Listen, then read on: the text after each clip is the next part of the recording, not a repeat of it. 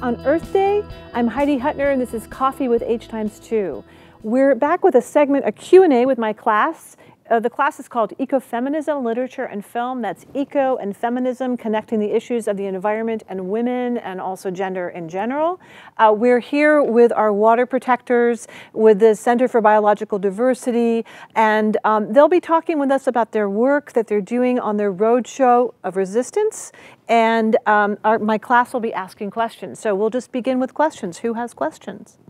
What would you say has been your favorite part of being part of the Roadshow so far? My name's Casey. I'm one of the musicians on the Roadshow, and it's just been amazing to meet people all around the country. I mean, we've been to, I don't know how many states, but it was maybe 20 at this point. Mm-hmm. And meeting people who care about these issues, people on the front lines, so many people who've never been activists before who want to get involved. And we just love meeting people and talking to people and seeing this outpouring of effort and work and caring all around the country in the situation that we're in. And then it's an honor for us to, offer words and music and hopefully provide some inspiration and kind of battery recharging, because it takes a lot out of you doing this work. So that's our role, is to provide that inspiration, to provide some thoughts, a spiritual perspective, and some music to kind of lift people up and help them carry on. Do you mostly travel to college campuses? For this Earth to Trump Roadshow, we've pretty much been in every kind of venue you can imagine. We've been in community centers for Latina groups. We've been in outdoor amphitheaters in like Florida. We've been, last night we were at the Chance Theater in Poughkeepsie, which to me was like a punk rock theater. And we just kind of go wherever the people need us. One time we went to a little tiny cafe that was like so small there was people like billowing out the sides. But we just try to do our best and create that moment for the people, because that's what the ancestors say. All we need is a moment. If you can give a person in the audience a moment without fear, and where they feel safe and they feel loved and they feel inspired, then we can help them use that moment as their touchstone from then on. So when they go out in their world, they're like, I gotta remember that this juicy, wonderful connection between myself and my community and my passion and my hope is what I'm here for. And if it's not measuring up to that, then it's not what we really need right now. So we've got to perform in a variety of venues and just try to give people that moment. And like Casey said, help them recharge their inspiration and their hope, so we can keep, preaching to the choir, because the choir needs hope, You spoke a lot about grassroots organizing and stuff. I know Senator Warren talks a lot about her Native American background, but when it came really to Standing Rock, she was, for the most part, kind of silent on the issue until the Army Corps of Engineers stepped in. So I guess my question is, did you reach out to anybody in Washington specifically to help out with your cause, and what were their responses, either positive or negative, and did any of them surprise you? We had delegates from several tribes go to members of Congress and make a statement and say, you need to support us. So we didn't pick just one person, to say, okay, it's your responsibility, you carry the whole weight. Because the entire member of our congressmen, it bears upon the entire, all of the members, not just one. So wherever if you're from New York, contact your member of Congress. If I'm from South Dakota, then I need to contact my member of Congress. So it's in your locality, hence the Roadshow. We go all over to every state, because we want every state to contact their member of Congress, because that's a duty, that's effective. So stay in your locality, contact your member of Congress, and if they, brush you off, it doesn't, you just need to say, I need an answer. Do you stand for the protection of water? Or are you going to stand up and say, keep the EPA guidelines the same? So stay on that line, call your members of Congress, and make sure that you get an answer whether they're going to stand up for the EPA or not. And if they're not, then you say, then you tell me why.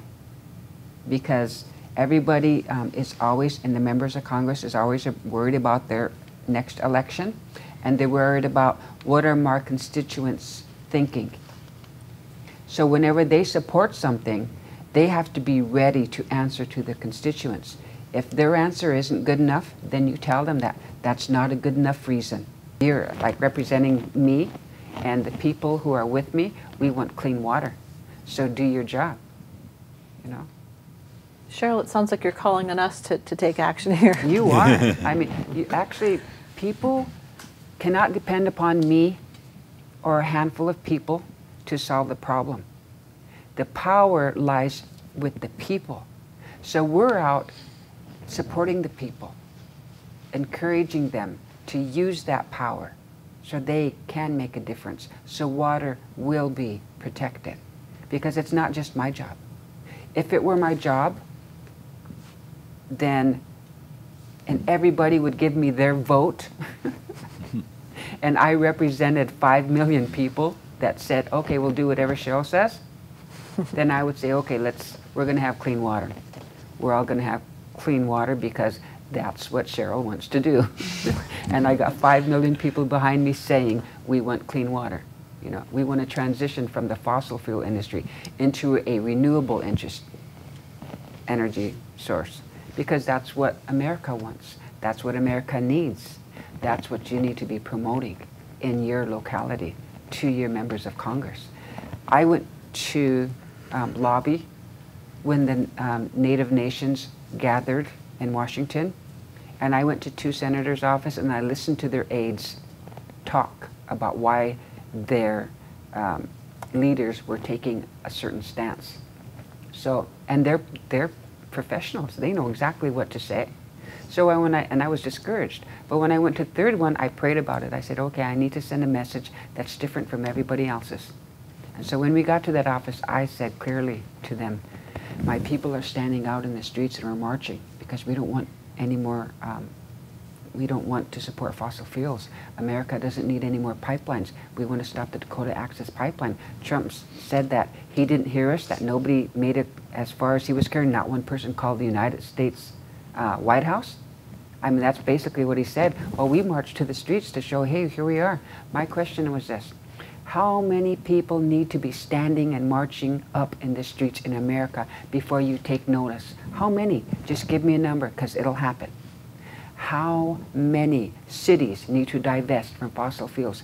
Give me a number, because it'll happen. And it's happening. There are cities across America who are listening to the constituents, and they're divesting from fossil fuels. Stand up in your state. Stand up wherever your parents live. Have them stand up. Say, Mom, Dad, we need to stand up. You know, get your family involved. Get your best friends involved. Get them all to stand up and divest from fossil fuels. Divest from your bank, you know. Next week, Wells Fargo is meeting. They're having their annual stock shareholders meeting in Florida. Go there. You know people there? Ask them to go there.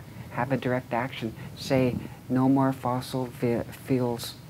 Do not invest in them if you want to continue as a leading bank, because we don't need banks to lead us, or we don't need to watch banks take us to the brink of destruction. We need to stop them before we get there. We need to do, you and I, and the communities. So, however many it takes for us to stand in the street, that's what we'll do. However many cities it takes, that's how many cities we'll divest. So we're on a roll here. Other questions? Chad. I had a question for Lila.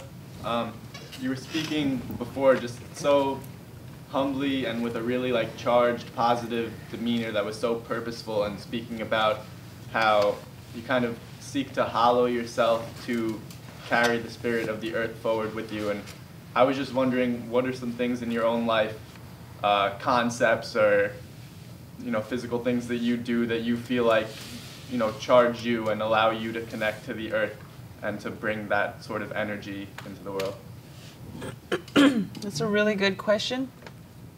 And I think for me, it's been a journey of self-love, because you have to understand that from the day you're born, the dark is trying to make you think that you're nothing. At least for me it was. And we forget that the dark has no power, you know, but we believe in that and we give it power. But for me, I experienced a lot of abuse as a young person, emotional abuse, verbal abuse, the kind of abuse that women shouldn't go through, a lot. Became addicted to drugs and alcohol when I was 11 years old, and it just spun out of control from there. And when I got to college, it happened even more, you know, because there's a lot of rape culture on campuses. So because I was an alcoholic, I was always in the wrong place at the wrong time, and I got my butt kicked. And so in order for me to hollow myself and to allow Spirit to speak through me, to move through me, I have to know I'm worthy of being that hollow bone. We all have to know we are worthy of being that hollow bone, regardless of what has happened to us or what we might have done to others even. And so forgiveness is a prerequisite of self-love, because oftentimes you have to forgive, you know, yourself for your shortcomings. Maybe you have had something horrible happen to you. Maybe you've done something horrible to someone else, which I have, because through all of that, I became a drug dealer and I hurt many, many, many people. But about 6 years ago, after I broke my pelvis and my spine, the Creator kind of picked me back up and said, listen, I love you no matter what. And if you decide today that you want to be a hollow bone, I don't care what you've done in the past, what's been done to you, we want you to be that hollow bone. So for me, really, truly self-love and knowing that you were created for a purpose. You weren't just plopped here randomly. Are you kidding? Like, look at your body. Look at all of the incredible processes, micro processes that go on inside of your being. We were created so miraculously and so spectacularly and put on this planet at this time to fight this battle with the weapons of love and truth and faith. And so we are here for a reason. We are here to be hollow bones. But how do you become a hollow bone? You have to shed all the labels that the dark has put on you. The dark put a lot of labels on me. Addict, tainted woman, dirty Indian, stupid Indian. All these things that the world just slapped on me, and I had to peel them off one by one and say, no, that's not who I am. I am Creator's daughter, and I'm here to bring Creator's medicine. And so to get to that point, it takes a lot sometimes, because this world is constantly trying to decide your identity for you. Who are you? Oh, I'm just a bad white person, a bad colonizer white person. You know, that's what a lot of people think. Oh, I'm not a certain culture, so I'm a bad person. You know, that's a label too we need to pull off and say, no, we are Creator's children. We are here to bring light. And if we can affirm that, then we can become that hollow bone.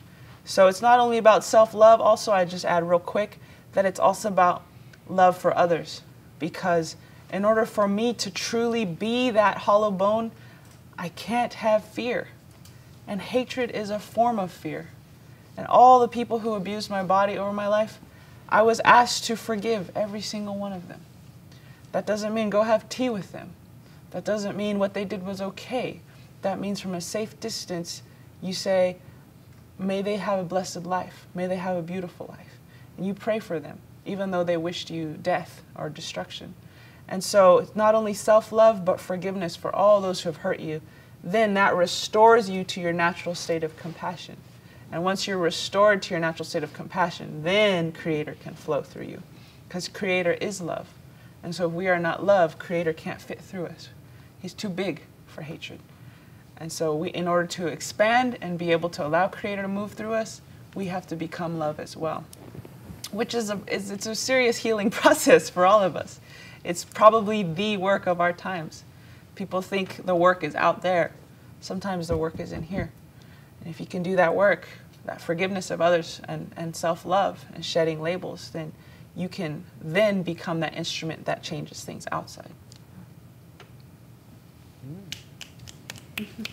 Thank you for Yeah. your words and openness. Thank you. Thank you. Yes. Could you speak a little to the kind of music that you play and what we can expect today at the concert? Well, both Lila and I are playing songs that are addressing a lot of these issues we're talking about. And, you know, we have, I'm playing guitar and singing. I've worked in a lot of different music genres and have found music and the arts to be a place where I get that recharging. And so if I can do that for others in any way, that is a great honor, and I've been able to do that with my life a lot. And so, you know, I'm singing original songs. We play some songs by some other folks. Lila recites poetry and also has some hip-hop music that she does, and we do one song together. And we're very much, on this road show, we're very much addressing, you know, both Lila and I have songs about sappy love songs. We've written them. But they're not really part of this show. We're definitely trying to address these issues head on and work emotionally with the things that we're talking about. But if you come see us at our own concerts, we'll sing sappy love songs for you. Yeah, that's like the after show. Yeah, yeah. Does anyone have an Earth Day question, since we are, you know, it's an important moment we're in. There's a lot happening around the country, around the world, to celebrate our planet, but also to recognize that we're in difficult times. Anyone have an Earth Day question to close on? Because we probably should wrap up. Who knows if we have to wrap up, but I think we do. Any Earth Day questions? There was a hand behind me. Nati, I can't see the person right behind me. Mia. Mia, would you like to ask a question? I wanted to ask a question about your musical influences. You mentioned music from the 60s as the last time music was really wholesome. Are you influenced at all by music of the 60s or the ideals behind the music? I think that music is not only good in the 60s, but after that, there's always been good music. But as a movement, it's been stifled as a whole. But I can't speak for everyone here, but I think I've always been a kind of person who doesn't care what genre it is, I just care what they're saying.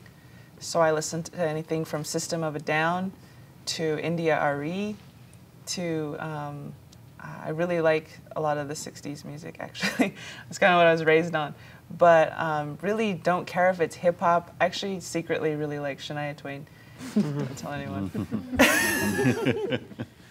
But I don't know, she's not very activisty, but she actually has a lot of feminist ideals going on. But anyways, I really love when people sing and speak from their heart, whether they're screaming it and raging on a guitar, or they're doing some really smooth hip hop, or whatever it is. Like, as long as they're saying something that matters, then I'm listening to it. But I think, like a lot of us in this room, we're sick of the top 40. That just, like, it sounds like candy, but then when you listen to what they're saying, it's just like, really? This is the best we got? So I think music it's really a continuum, and there are these moments in human history when, and it's constantly happening, but there are these moments when it sort of blossoms, and that continuum, and the music changes and evolves, and you know, the 60s were certainly a time when the movement and the music kind of synced up for a moment, and magic happened. But that happens in little ways, and it never stops. And it's really exciting to me as the actual sounds of it evolve. And you know, certainly the evolution of hip hop music has been, and its role, its cultural role, is it's a seismic thing that changed music forever, and influences so many parts of our society, and the way people live and the way we hear things, and then genres blend and cross over, and then you hear different perspectives. And for me, the job is to tell stories that aren't being told, and that's what I look for in music too.